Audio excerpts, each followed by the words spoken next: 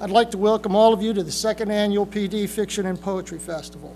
The festival will run through Saturday and features fiction writers Tobias Wolff and Sharon McCrum and poets Naomi Shahab and Terrence Hayes, as well as sessions with FMU faculty members. There are schedules outlining the festival's events outside the auditorium. Before introducing Mr. Wolff, I'd like to take the opportunity to thank two people. One is President Fred Carter, who took his love of reading and shared it with the community by finding the funding for this festival. The second person deserving thanks is Dr. Ed Eliezer, organizer and prime mover behind the festival, who's outdone Hercules when it's come to difficult labors. So, thank you much.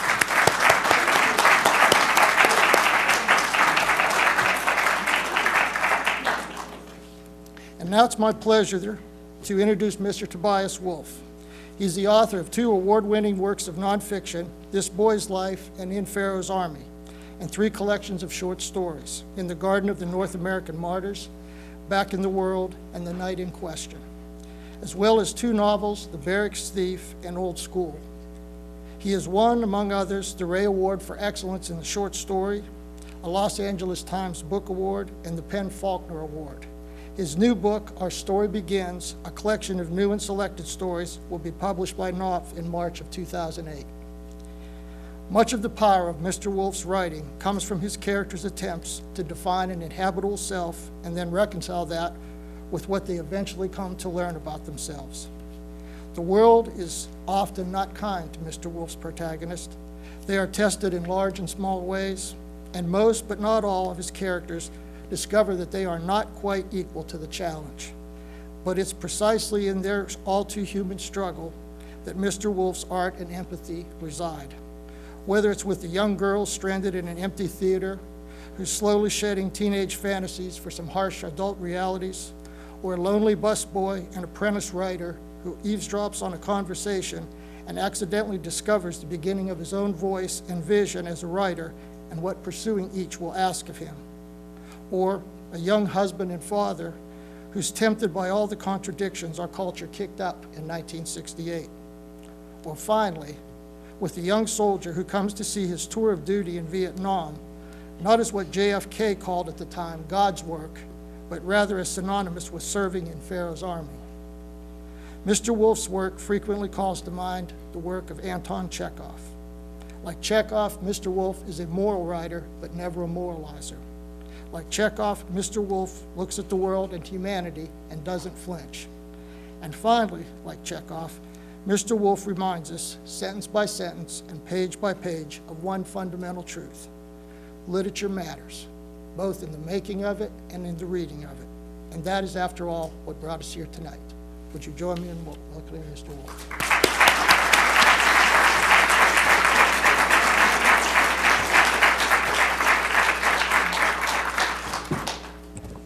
Thanks. Can you all hear me all right in the back? I would also like to say a couple of thanks. When you see someone appear in front of you like this, it isn't done by magic. It's the result of a lot of back and forth and a lot of work on people's part and generosity on the part of others. I've been most hospitably brought here and most warmly treated ever since I've been here. I want to thank President Fred Carter for that, and Lynn and Ed, Ken, Becky, Laura, all of you who have been so kind. This afternoon I was talking to some of you after a showing of this movie, This Boy's Life, and one of you asked me, how did you happen to want to be a writer? And I gave a rather partial answer to that, and it occurs to me that maybe before I begin other things tonight, I might take that question up, because some of you are probably thinking about it yourself, about the beginnings of a vocation, how that happens. As I mentioned this afternoon, I read a lot when I was young, and at some point started writing knockoffs, imitations of the things that I read. It began with stories by O. Henry, with their wonderful trick endings. I didn't think that a story was a story unless it had a trick ending. It went on to stories by the English short story writer Saki, who is kind of an English O. Henry. Jack London, whose work I loved so much, especially the animal stories, that I changed my name to Jack. And indeed, when I go back to Washington State now and visit my friends, they call me Jack. They just don't believe this other name is real. And again, writing imitations of these things. And I think that tendency toward imitation continues, and really it's fine that it should continue for a while. How else do we learn anything? We all learn everything by imitation. Even to walk is something we learn by seeing others. There are these extraordinarily rare but very real cases of human beings, babies, who have been brought up by animals, and they don't learn to walk. It is something that they walk on all fours. It is something even so fundamental to our sense of what a human being is learned by imitation. Obviously speech, everything that follows. And so one shouldn't be surprised that the learning of an art would be done that way too. Typically, if you want to become a painter and you go to an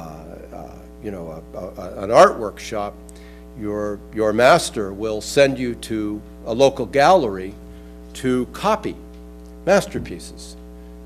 You learn that way how an artist frames a canvas, from what angle you see the picture you're going to paint.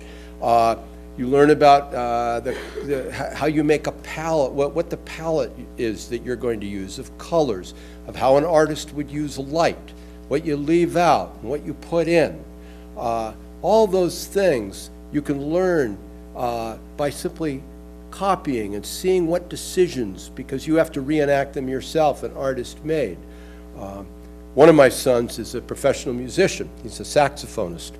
And when he was young, I used to hear him practicing the riffs. He got these CDs called All But One, in which these great jazz bands would play, but minus the instrument that he plays, the sax. But he would study the riffs on other CDs, the full CD, of people like, he's a tenor saxophonist, so he would listen to Lester Young and Coleman Hawkins and Ben Webster, John Coltrane later on, and Sonny Rollins and so on. And then he would just practice these licks of theirs over and over and over again. And he finally got a sound of his own, but by going through these sorts of steps.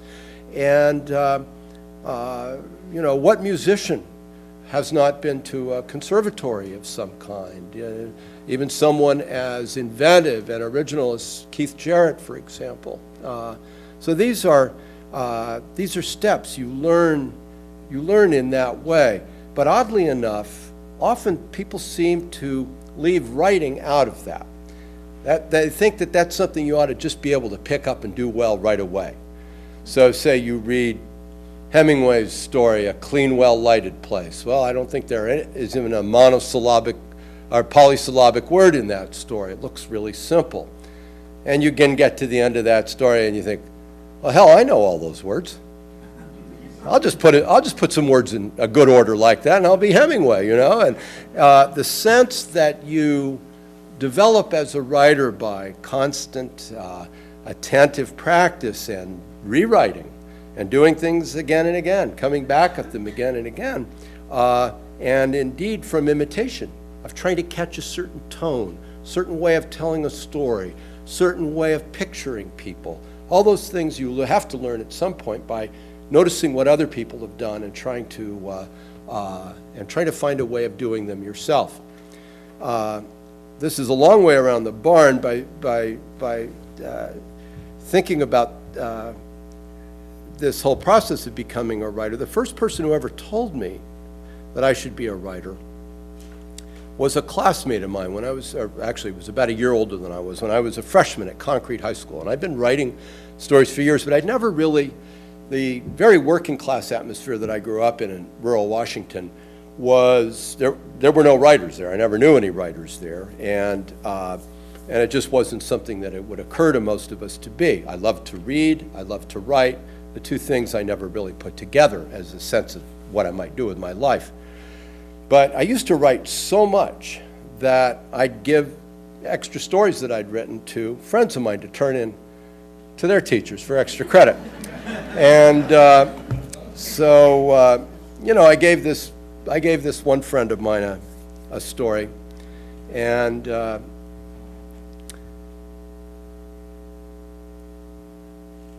he didn't even really read it. He just took it. He probably was never going to read it. He was just going to hand it in. But he said, as he was walking away to me, he said, you ought to be a writer. And he was the first person ever to say that to me. Now, we never really know why we end up being what we are. Things could go any other way. I could think of other moments that were very important in my life, but somehow or other, that's one that I always tend to return to when something clicked and two worlds, in a sense, came together for me. And I started thinking of myself as someone who might be a writer, and it changes things when you start thinking of yourself that way, because you start reading differently. You start noticing how things are put together a little more. You become more self-conscious about the process of reading, though it gives you no less pleasure. Perhaps more perniciously, you start looking at the life you're leading as a source of potential stories, which can get very which can lead to a certain kind of detachment that one would not want to cultivate. But Donald Hall actually has a poet. Donald Hall has a letter to a young poet in which he cautions the young poet against doing that very thing. He says, well, when you go to your Aunt Millie's funeral, you should really just mourn at the funeral. Don't be looking at everybody like the false tears that another aunt is shedding because she never really liked Aunt Millie anyway, and that funny hat that your uncle's got on with a little Tyrolean feather in it, and all these funny things that you're noticing to write about later. Said you mourn with everybody else. You be part of the world. You don't just observe it, which is an occupational hazard of the writer. And I love that poem, but after I was thinking about it, I thought, Donald Hall, you went to a funeral, and that's what you thought about. That's how you got to write that poem. And it's just, it's part of the cost of doing business in a way. But in any case, that was something that I recalled. And years later, I happened to be in Alaska at a community writers group, and a woman asked me toward the end, who was the first person who ever told you should be a writer? And because I told that story, and for some reason, I don't know what came over me, I used his name. And after the session was over and we'd had our wine and cheese and people were leaving, another woman came up to me and we talked for a while. She had a rather puckish sense of humor, and then she was about to leave, and then she turned back. She said, I just want to tell you one thing. She said, that guy who told you that you should be a writer, that was my father. And I said, your father? And she said, yeah. And I said, well, whatever happened to him? So she told me this story. She said, well, like so many of you guys from Concrete High, he ended up going in the service, and he was in Vietnam, and he came back, and he was pretty crazy when he got back. He married my mother, high school sweetheart, and they moved to Alaska, and he homesteaded. He didn't like being near people at all. They homesteaded in the Brooks Range in Alaska. And she said whenever anybody would move within about 20 miles of us, he'd get crowded and move farther away. And she said finally my mother couldn't take it anymore and moved me and my two sisters back into town, into Anchorage, and where we went to school. And I said, wow, what a story. I said, well, where is he now? She said, oh, he's still way in there. She said, I guess somebody told him he should be a hermit.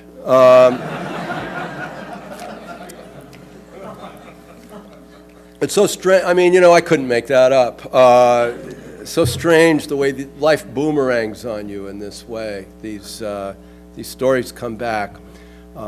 But I recall that one of the stories that I wrote for friends of mine was a story about a family of Italian acrobats. And I remember this because when This Boy's Life came out, this guy who's actually in the book called me up.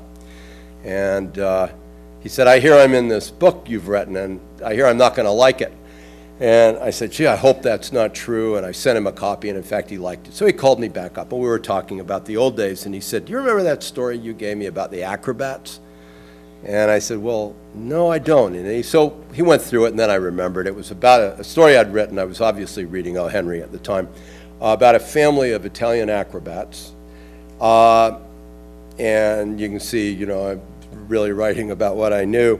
And the patriarch of the family has been cheating everybody out of their share of the proceeds, and so they take out a big insurance policy on him, and they empty the tank that he does, the water tank that he does a big dive into as a finale from a great height, and paint it blue, and he goes in, and you know, the rest is, you can figure out what happens, but anyway, I said, oh yeah, I remember that story. I said, what'd you get anyway on that story? He said, I got a C.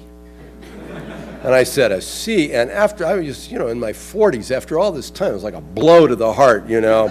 I said, that's not a C story. He said, I didn't think so. So I got in line afterwards to protest my grade, and I went up to her, and when it was my turn, I said to her, I don't think this is a C story, I think this is an A story. And she said, oh, I think it's an A story too, but you didn't write that story. Jack Wolff wrote that story. And he's telling me this again, I'm in my 40s, I felt this pride, you know, she knew my work. But in any case, you know, one reads in this way, and the books that I loved were, I remember reading an interview once with Susan Sontag. Somebody asked her who the writers were who were so influential on her, and she named, you know, classic writers like Thomas Mann, and before that Søren Kierkegaard, difficult philosopher, and she was obviously a very precocious young woman. I think that in my case, and in the case of most writers, that writer who is really influential is the one who, when you're really young, makes you want to stay up late at night reading them, makes you stuff towels under the door so your folks can't see the light of your flashlight in the room at night, and you just can't let it go, and it's that excitement about reading that you hope you get early, that carries you through your life, and that also then eventually perhaps turns into the desire to do this yourself. And for me, the writer I first remember doing that for me was a writer who probably none of you have read in here except people even older than me, if there is one, named Albert Payson Terhune. And Albert Payson Terhune wrote books only about collie dogs. That was all. He was probably crazy, and but all his books were written from the. He lived on a farm in New Jersey called Sunnybank Farm, and he had what would you call it? A herd, a pack of collies. This enormous group of collie dogs, and he would choose one of these and write a book from his point of view. And these were immensely popular books in my mother's day. She was the one who gave me my first Albert Payson Terhune book, Lad, a Dog. And then I started buying. That was when I started buying books, was because there was a whole series of these things. And they were, I mean, he did his best to stay within the parameters of what one might imagine to be collie psychology. But, you know, sometimes his enthusiasm for these dogs and his belief in their powers may have exceeded his brief. And there's one that I remember about a dog and his master who have a very, very, of course, close relationship. And the master it's always the same person in these books, and he's always never named. He is just, I really love this a lot too, he's always just referred to as the master. And so the master and his dog have this very close bond, and the master is called up for service, or volunteers for service in World War I. And lo and behold, he gets wounded, and he's in no man's land. And this exceptional collie has an intuition that master is in trouble and needs help. And I mean, this is, this perhaps is a bit of a leap, but he manages to get himself to Belgium, the dog does, and save his master. This is really an extreme example of Lassie, get help, right? These were the books that, you know, that I loved and imitated, and then later passed on, you know, to less self-conscious imitation of writers. You know, from Jack London, it's an easy step to Ernest Hemingway. Some of the same things that I loved in London, the reverence for the outdoors and the restorative sense of a life lived in nature, that sort of thing, and the apparent simplicity of style made it a natural step to go to Hemingway, and from Hemingway you go to another writer, and so on, and you in a sense join a family that way, and you get to know all the cousins and so on, and my early writings tended, I think, perhaps not unusually, to take the form of writing about things that other people wrote about. So, you know, when I was still in my teens, I would write war stories, kind of genre fiction, mysteries, things like that. And later on, I became very attracted to Borges and the kind of fantastic things that he did. In my 20s, I started reading a lot of Tolstoy, and I also started reading biographies of writers. And just to take this one case of Tolstoy, I noticed how his personal life kind of infused his work. He has one story, for example, called Master and Man, one of the great stories in the language, not in our language, in his language, but it's one of the greatest stories ever written. And it's about a man, a landowner, who hears around Christmas that his neighbor has gone bankrupt. His neighbor lives some distance. There's a blizzard about to begin. And he has been coveting his neighbor's birch woods. And he realizes that with his neighbor in financial trouble, he can get them cheap. But he's got to rush there because he's sure that the other merchants in town, being as greedy as he, will also try to get there early to score on this man. And so he gets his serving man, Nikita, to harness the sled, and they set off. And I'm not going to spoil it for you by telling you what happens, because it's a great story. And as you could imagine, this is not an easy journey, and things happen.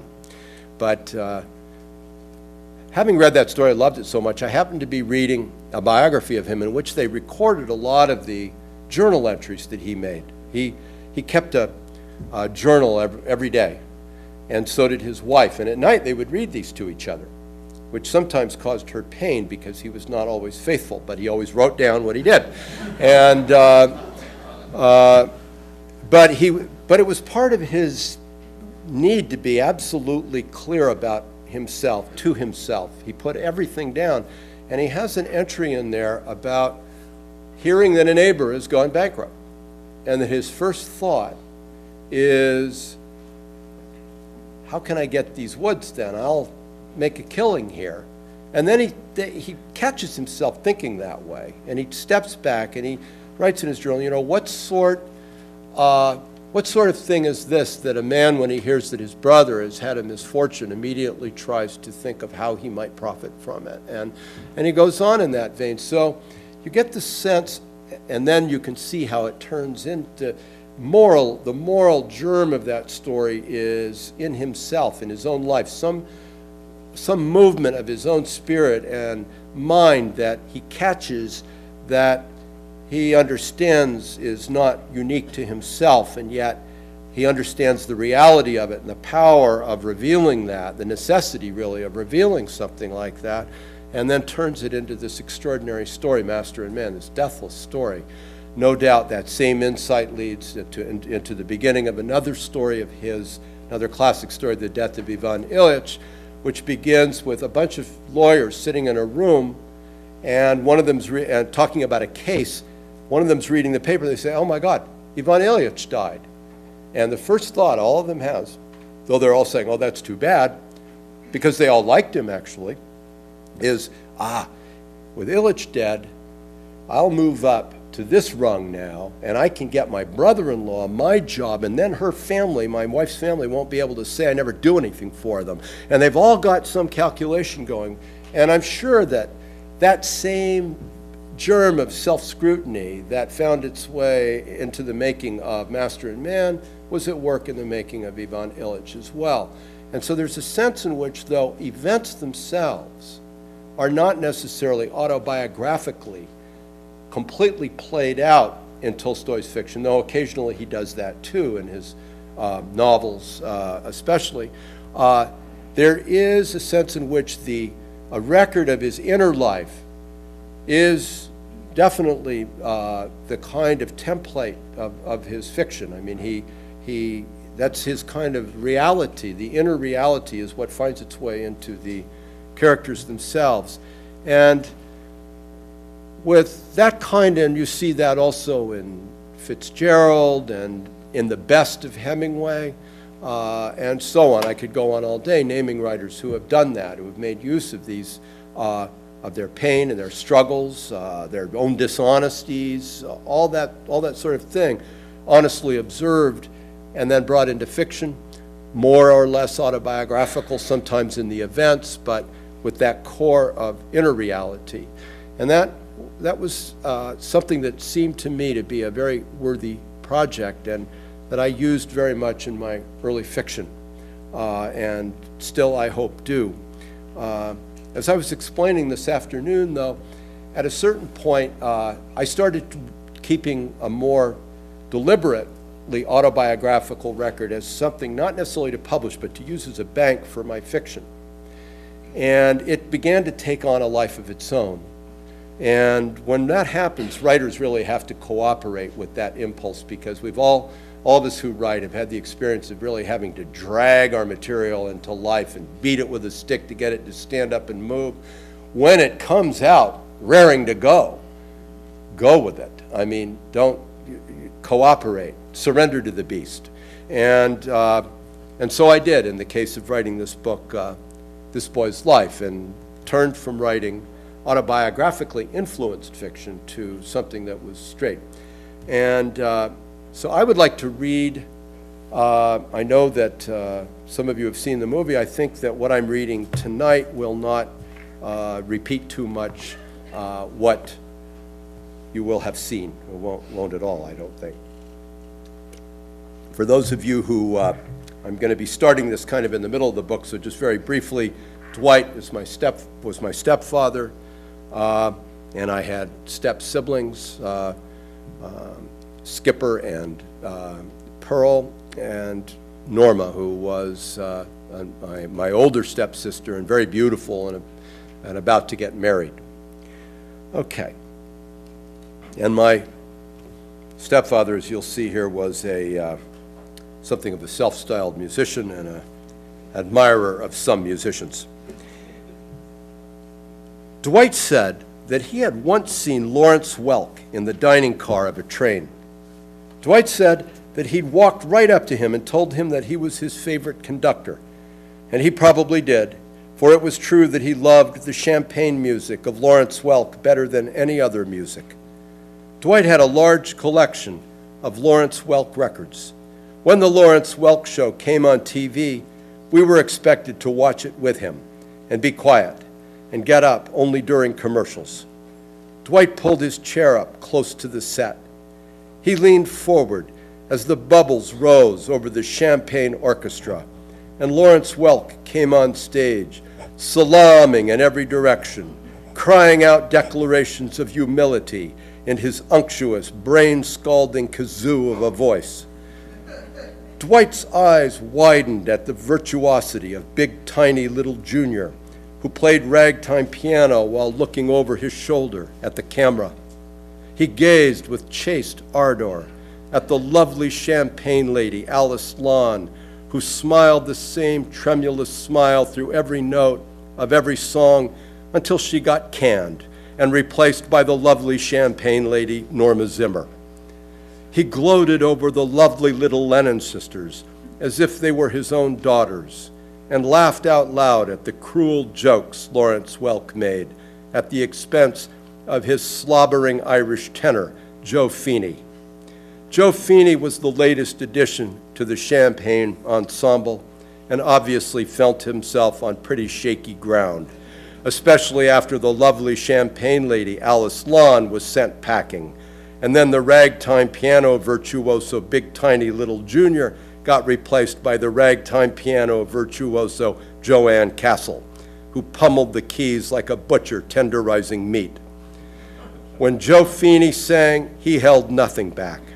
He worked himself up to the point of tears, and flecks of saliva flew off his wet lips.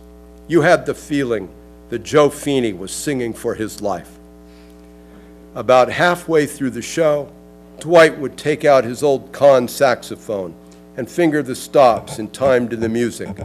Sometimes, when he got really carried away, he would forget himself and blow on it, and a squawk would come out.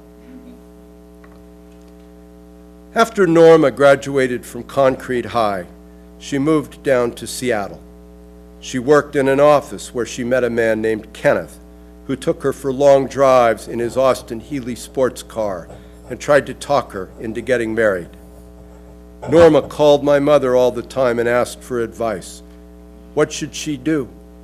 She still loved her old boyfriend, Bobby Crow, but Bobby wasn't going anywhere.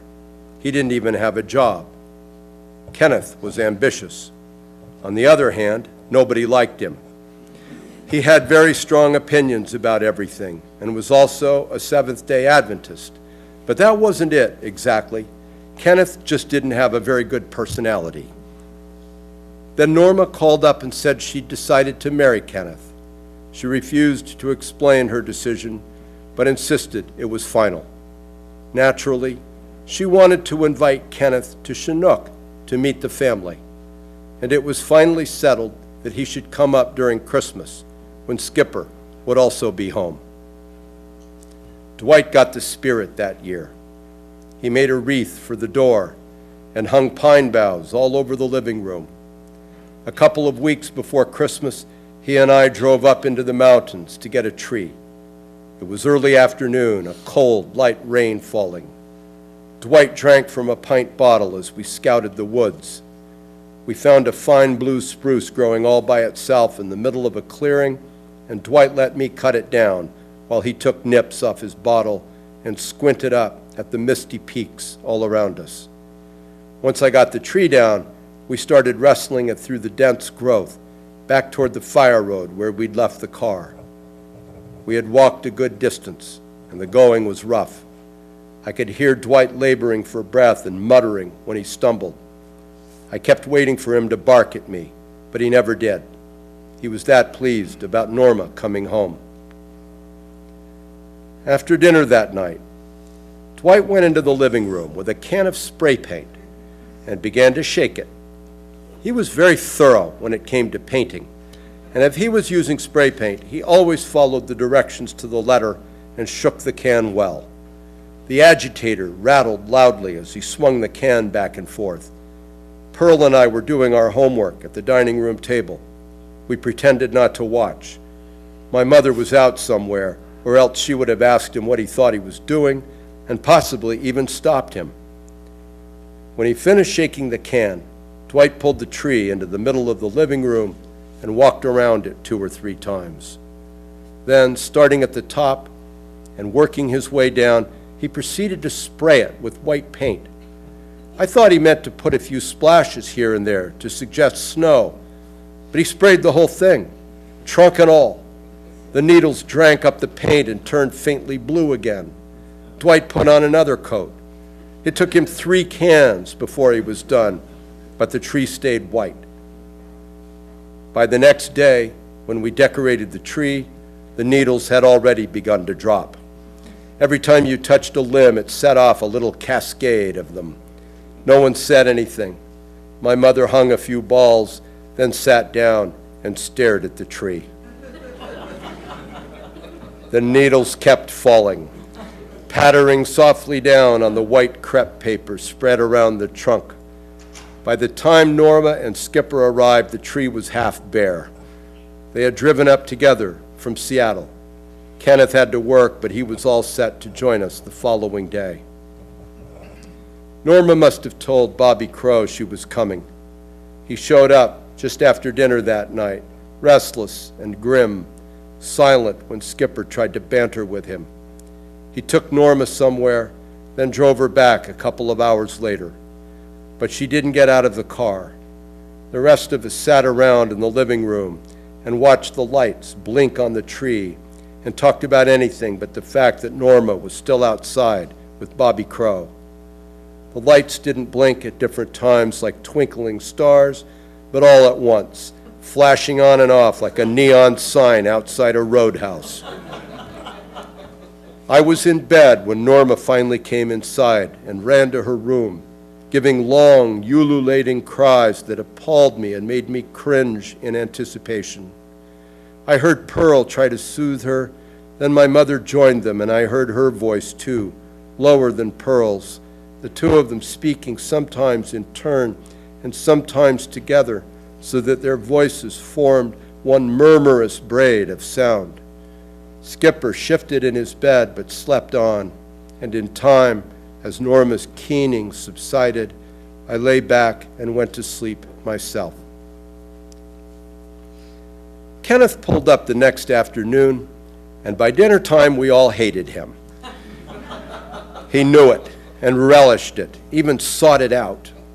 As soon as he stepped out of his Austin Healey, he started complaining about the remoteness of the place and the discomfort of the drive and the imprecision of the directions Norma had left behind for him. He had a fussy, aggrieved voice and thin, disappointed lips. He wore a golf cap and perforated leather gloves that snapped across the wrist. He removed one of his gloves as he complained, tugging delicately at each finger, then going on to the next until the glove came free. He took off the other just as slowly and carefully, then turned to Norma. "Don't I get a kiss?" She bent forward to peck him on the cheek, but he seized her face between his hands and kissed her long and full on the lips. We stood watching this and smiling the same foolish smiles we had brought outside to welcome him with. After Kenneth had wolfed down a sandwich, Dwight made the mistake of offering him a drink. "Oh boy," Kenneth said, "I guess you don't know much about me." He said that he believed he had a duty to lay his cards on the table, and so he did. "I don't know," Dwight said. "I don't see the harm in a drink now and then."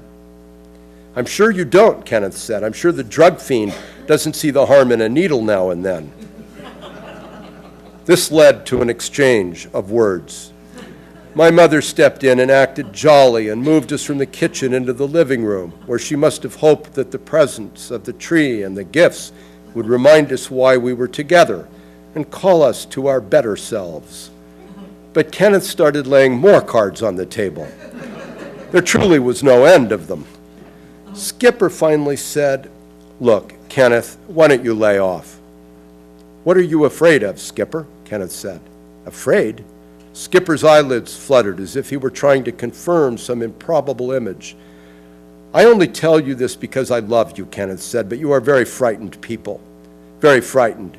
But hey, there's no need to be. The news is good." "Just who the hell do you think you are?" Dwight said. Kenneth smiled. "Go on, I can take it." Norma tried to change the subject, but Kenneth could take any comment and find something in it to deplore. Argument was the only kind of sound he knew how to make, and if you didn't give in to him, he smirked and offered you his pity for being so ignorant and misled. He wasn't reluctant to get personal. Soon enough, Dwight and Skipper got personal back, and then Pearl and I put our oars in. Insulting this man was a profound pleasure, and a pleasure not only for us.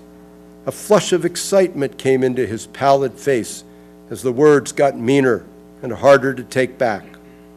He kept up our blood by saying, "If you think that bothers me, you're sadly mistaken, and I've had worse than that." This went on for some time. As we baited him, Kenneth smiled and sucked on an empty yellow bowl pipe, with which, he later told me, he strengthened his willpower by tempting himself to smoke. Norma was mute. She sat next to Kenneth on the sofa and stared at the floor while he absently rubbed his hand up and down her back. Every time he touched her, I felt despair. At last, my mother came in from the kitchen and suggested that Norma take Kenneth out and show him around the town. Norma nodded and stood up, but Kenneth said he didn't want to leave now, just when things were getting interesting. Norma implored her with her eyes. At dinner, it started up again. Kenneth couldn't stop himself. The only thing that could shut him up was the TV. When the TV came on, Kenneth went silent, staring and still as an owl in a tree. We could all see that Norma didn't love Kenneth, but she stayed next to him and submitted to his demonstrations of passion and refused to say a word against him. She even, in the end, married him. Norma married Kenneth and had their baby, and they moved into a duplex near Bothell. When we came down for visits, she acted happy and never complained about anything. But she was pale and angular, all her lazy lushness gone. Her green eyes blazed in the starkness of her face. She had taken up smoking out on their little patio where Kenneth wouldn't smell it when he got home. And she continuously excused herself during our visits to go outside and puff greedily on a cigarette, tapping her feet and looking up at the sky, now and then glancing back at us through the sliding glass door. We watched TV most of Christmas Eve. When it got dark, Dwight left the house lights go off so we could get the full effect of the lights on the tree. We broke to eat, then went back to the set. By the time the Florence Welk Christmas special came on, we were glassy-eyed and slack-jawed, stunned with viewing. The Champagne Orchestra played a medley of Christmas favorites, the sacred and profane mixed effervescently together, and then someone wearing knee breeches and a tri-corner hat acted the part of Franz Gruber, while Lawrence Welk intoned the narrative. It was Christmas Eve in the little town of Oberndorf, and snow was falling as the organist Franz Gruber made his weary way to the little church that was soon to become famous throughout the world. The Gruber character paused on the church steps, looked up suddenly with the fire of inspiration in his eyes, then dashed inside and plunked out Silent Night. He had to change a couple of notes here and there, but after he got it right, the orchestra segued in and subsumed it into their own champagne arrangement, with Joe Feeney sobbing out a verse a cappella at the very end. The scene shifted. We found ourselves in an elegant room where, under a shimmering tree, the lovely little Lennon sisters began to sing a medley of their own. Firelight gleamed on their faces. Snow fell slowly past the window behind them. A glockenspiel chimed in accompaniment. They were singing Chestnuts Roasting on an Open Fire when Dwight nudged me and motioned me to follow him. He looked pleased with himself. "It's about time we got some use out of those chestnuts," he said. I had spent months shucking bushels of horse chestnuts when I first arrived in this place. It had been a couple of years earlier, and they were stored upstairs with the skin to cure of a beaver that Dwight had run over and skinned, okay? The chestnuts. Almost 2 years had passed since I'd shucked them and stored them away. In all that time, no one had said a word about them. They'd been forgotten by everyone but me, and I'd kept my mouth shut because I didn't want to remind Dwight to give me the job again. We climbed up into the attic and worked our way down to where I'd put the boxes. It was cramped and musty. From below, I could hear faint voices singing. Dwight led the way, probing the darkness with a flashlight. When he found the boxes, He stopped and held the beam on them. Mold covered the cardboard sides and rose from the tops of the boxes like dough swelling out of a bread pan. Its surface, dark and solid-looking, gullied and creased like cauliflower, glistened in the light. Dwight played the beam over the boxes, then turned it on the basin where the beaver, also forgotten these 2 years past, had been left to cure. Only a pulp remained. This too was covered with mold, but a different kind than the one that had gotten the chestnuts. This mold was white and transparent, a network of gossamer filaments that had flowered to a height of 2 feet or so above the basin. It was like cotton candy, but more loosely spun. And as Dwight played the light over it, I saw something strange. The mold had no features, of course, but its outline somehow suggested the shape of the beaver it had consumed. A vague cloud picture of a beaver crouching in the attic air. If Dwight noticed it, he didn't say anything. I followed him back downstairs and into the living room. My mother had gone to bed, but everyone else was still watching TV. Dwight picked up his saxophone again and played silently along with the champagne orchestra. The tree blinked. Our faces darkened and flared, darkened and flared. Thank you.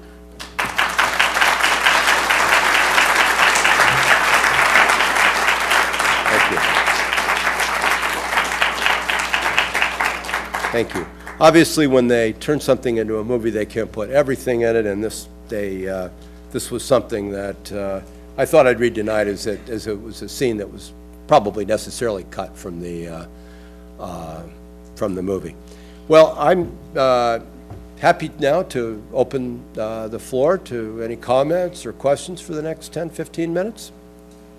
Anything you'd like to ask or say?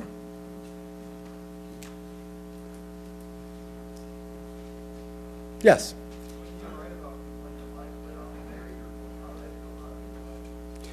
I'm sorry, can you say that again?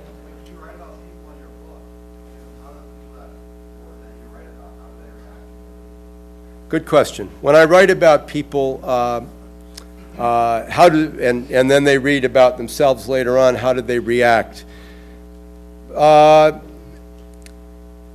Differently.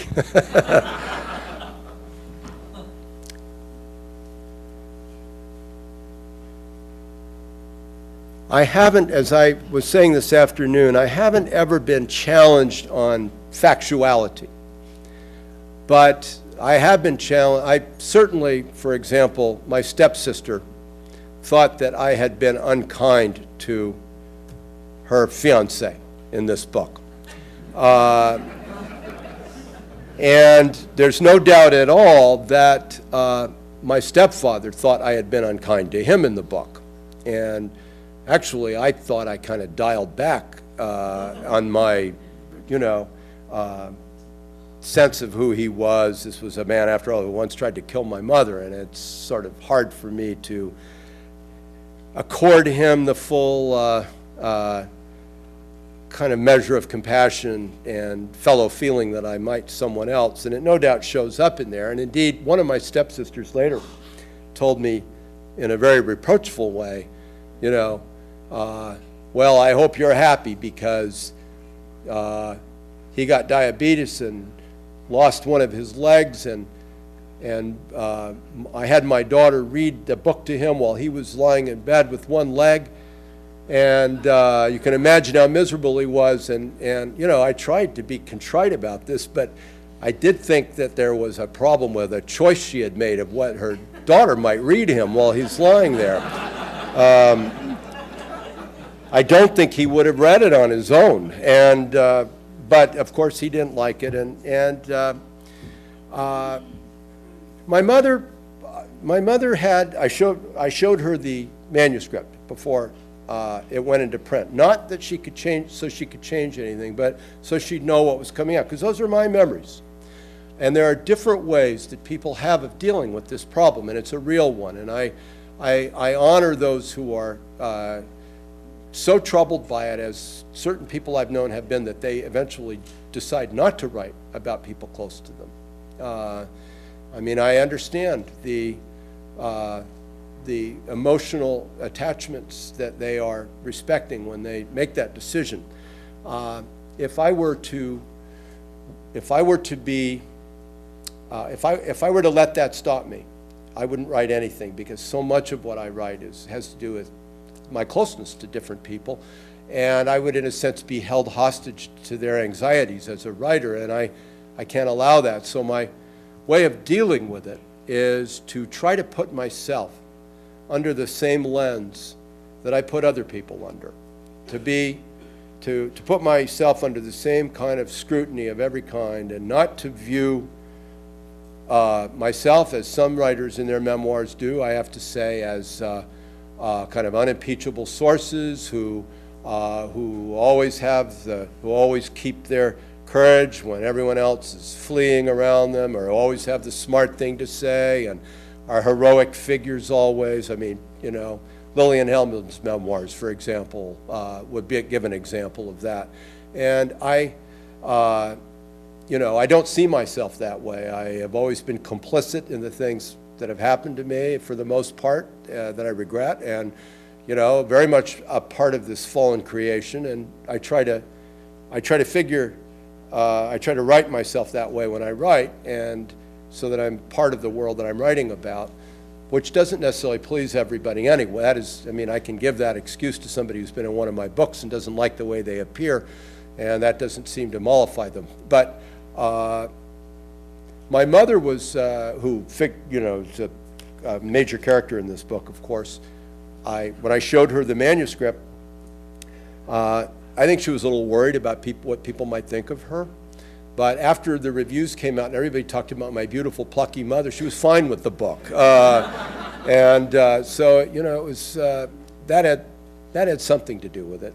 But people react very differently. I was telling a story this afternoon about one of my friends. His mother got mad because I described a lamp of hers in the book, you know.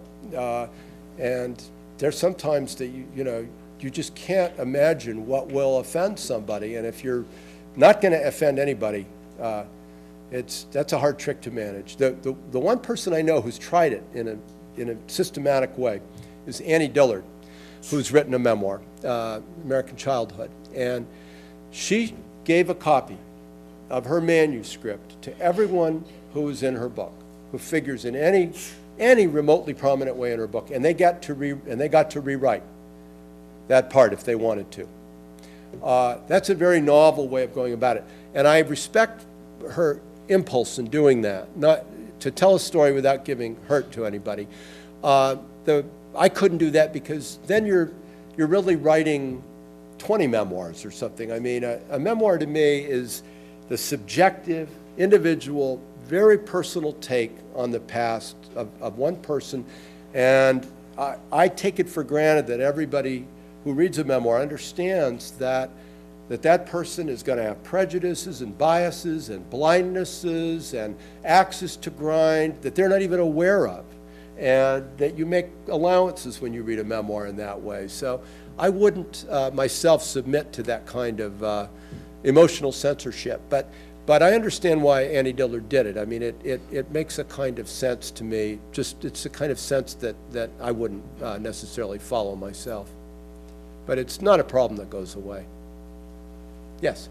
Do you think you made it too hard on yourself in the book? I mean, it's hard to imagine the whole Jack Ansel Wolff III could ever be a success at anything. Yeah. You know, the question was, do you think, do I think that maybe I was a little too hard on myself in the creation of this character in the book? You know, if I were writing it now, I probably would have a softer hand that way. And I was so anxious not to load the deck against other people in the book that I think I was, in retrospect, a little harder on the boy that I was, because after all, I was a boy. I wasn't a grown-up like the others I was writing about, than I think I would be now. So sometimes you can kind of overcompensate in that direction. One thing that I didn't do, for example, I just have a couple of mentions in there of the importance that reading played in my life. I mean, I mentioned the fact that I love Jack London. I changed my name because of Jack London. I talk about things that I wrote later on, animal stories that I wrote, but I don't really talk much about the really central part that reading played in my life. And the reason I didn't do that was because I'd read so many memoirs by writers in which they portray themselves as this sensitive little soul, always creeping off with a book to a nook in the house while everyone else roughhoused, you know. And I just shrank from doing that. I thought, well, come on, they're holding a book in their hand. Obviously, this guy likes to read and write. But you know what? That was a mistake. I needed to, it shouldn't be astonishing to a reader when they get to the end of the book that the writer is not in federal prison for the rest of his life, and instead of being a writer. And so, again, that's one of those things. I was saying this afternoon that your approach to writing changes in time. And if I were to write this book now, from this distance of years, it would probably be a different book than the one I wrote when I did write it. Definitely. Yeah.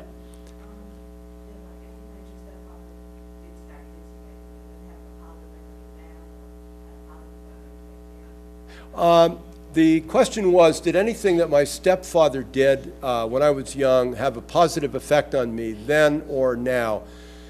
Then not so much, because I was in reaction constantly to him, and the reactions that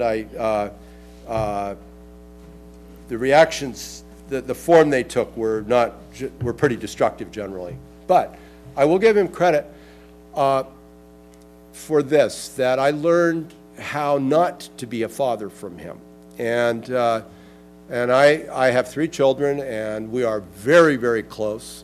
And it really had to do with kind of negative modeling. He did, you know, I have to give him credit for that. I mean, it was something very pure about what a negative model he gave me, you know.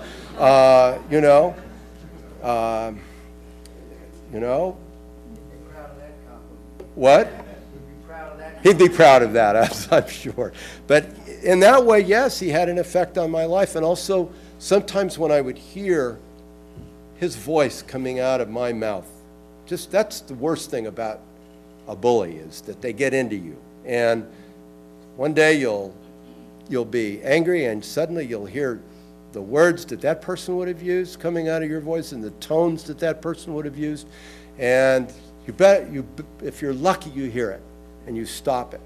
But and in that way, I mean, you know, an influence too. And so it goes back and forth. Yes? When your mom first read the manuscript, was there anything that she didn't like or wanted you to change? My mother was when my mother first read the manuscript, was there anything she didn't like or wanted me to change? Well, she did say, you know, if I'd known, you know, that you were going to be a writer, I might have lived a little differently. But she was a very literal person, and so she corrected me on some things that for example, I mentioned at the beginning of the book. She thought this dog we had was really good looking, and it was really ugly. And now that's a question of taste, obviously. And then there were a couple of times when she said, actually, this happened in December of that year. It didn't happen in the spring. She really had a great memory for that kind of thing. But that's how I remembered it. I remembered that incident happening when it was snowing. It was important to my memory, even though I knew it was wrong. And so, you know, I put it in and left it like that. But she didn't dispute events or that sort of thing. And I have to say, too, I said, I do show her exercising some pretty bad judgment now and then in this book. And I actually said to her, I hope this is not hurtful to you. And she said, oh, no. She said, if you had, what was the phrase she used? I think prettied up the picture. She said, I think if you had prettied up the picture, then I would have felt like you didn't really accept me the way I am, and that you had to show me to the world differently than I am. And I appreciated that. I mean, that it is certainly, as anyone who reads the book can see, is written in a spirit of love for my mother. I really, really did love her very much. We were very close, and she certainly felt that in reading it. Yes, Lynn. Curious, you could be remembered for one of your short stories. Which one would you like? If I could be remembered for one of my short stories, which one would it be? Boy. Oh. How about all of them? I reject the choice. I can't do that. I mean, that's like asking me which my favorite kid is, you know. I actually don't have a favorite kid. And there's some stories that I really don't like as much as the others, but then there's, there are a lot of them that I kind of like a lot. I hope. I spent a lot of time on them. Anything else? Yes?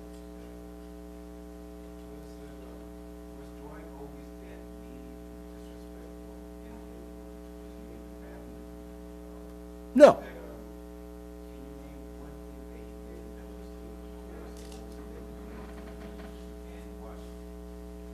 One thing that he did was good. Oh yeah, he could be, when he was sober and in a good mood, he could be good company. But there just weren't enough of those times. And, he was oppressed by money worries, as people were, and I didn't try to make things easier for him, and I didn't. I wasn't a model stepson by any means. So, but yeah, everyone has their nice days, I suppose.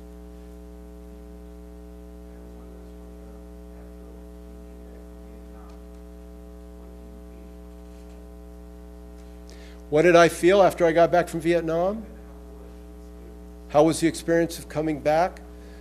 It was pretty strange. I got on a plane about 4 or 5 days before I got on the plane to come home. I was sent up to Saigon from this place out in the area where I was to kind of do paperwork and, as they called it, out processing. And during and of course Saigon then was under martial law at night, and you had to kind of stay in. There was a curfew, and jeeps were going up and down the street, and with armed soldiers in them. And 3 or 4 days before I got on the plane to come home, Martin Luther King was shot, and the cities blew up. And so I got on this plane, and when I got to Washington, D.C., Washington, D.C. was in flames, part of it, and martial law had been declared. And so I came from a city in Southeast Asia that was under martial law to a city in the United States that was under martial law, and it gave me a very rude reintroduction into this country, and the sense of anticipation and joy I'd had in many ways of coming home was greatly affected by the sense of the terrible tensions and enmities in our own country that were so unresolved at the time, and that we're still working on to resolve. So it was a rude coming home. It wasn't the kind of cheering crowds welcoming the troopship that those of us who saw this Ken Burns thing on World War II could see at the end of that ordeal. It was a different experience for people coming home. Yes? When you hear comparisons today between the current war in Iraq and Vietnam, do you see any parallels, or does that seem to you from your personal experience to be an invalid comparison? Well, I used to think it was an invalid comparison. It's starting to look a little more in the sense of not being able, everybody being so unable to imagine a way out of this, a good way, a way that's good for everybody out of this. And the commitments we've made, and the kind of moral debts we've accumulated in this, and however good our intentions were, what the effects of this have been, not just there but here again. Yeah, I'm afraid it is beginning to remind me more and more of that situation, though. At the beginning, I rejected that comparison. I didn't think it was the same, but you know, time will tell. Yes? You talked about how over time your approach to subject matter changes, matures. How about your approach to writing? How has it changed the process or whatever, especially fiction? How has the process of the actual writing changed?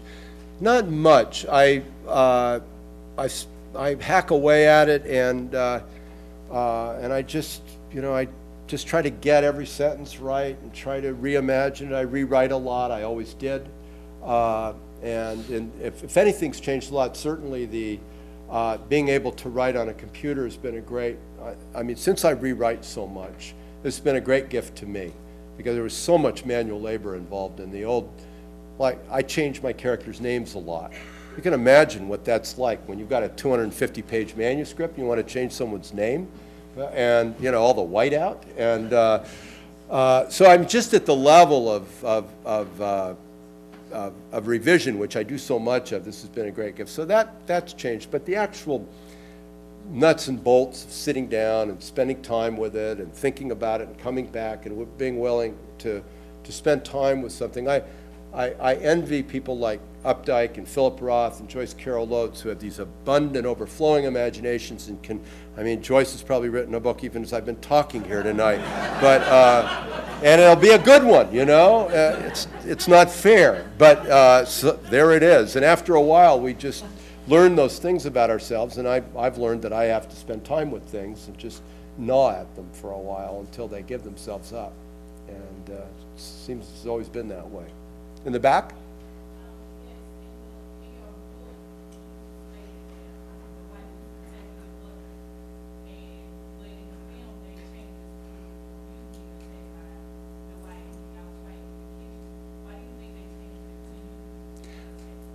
Yeah, that's, well, there is a scene in the book where he and I got into it after I'd, you know, had this accident with my finger.